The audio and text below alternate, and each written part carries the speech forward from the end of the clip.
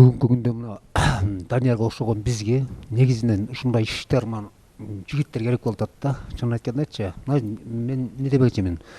Данияр, мындан ары ишиңе ийгилик болсун. Дайыма кыргыз элибизден бар болуп, ошол иштердин бул эле сайттардын эме болсо, ошол көптөгөн иштерди ачып, ушу эл алкасына ээ болуп жүрө бер. Сага кабыл бармыш. Рахмат.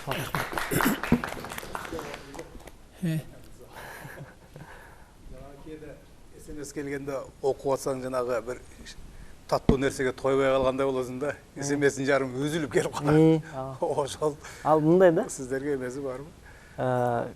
Техникалык каттадап коет. Анан жанагы эски телефондор бар го, Android эмес.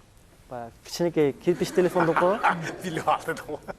Анан ошол эски телефондорго башында жакшы келип аткан, анан азыр ошол жанагындай телефон көтөргөндөрүнө ошол үзүлүп келип атат да кээдечи. Именно ошол компанияга тиешелүү абоненттер симкалардычы. Биз аларга айтып атабыз, берки башка симкага өткүлө, же болбосо телефонуңарды алмаштыргыла депчи. Анан азыр биздин программисттерге биз заказ бергенбиз. Кудай буйруса, текст 140 тамга менен келип атат. Текст узун болуп келе турган, анан сүрөт келе турган, анан видео келе турганда программа жазып атабыз да.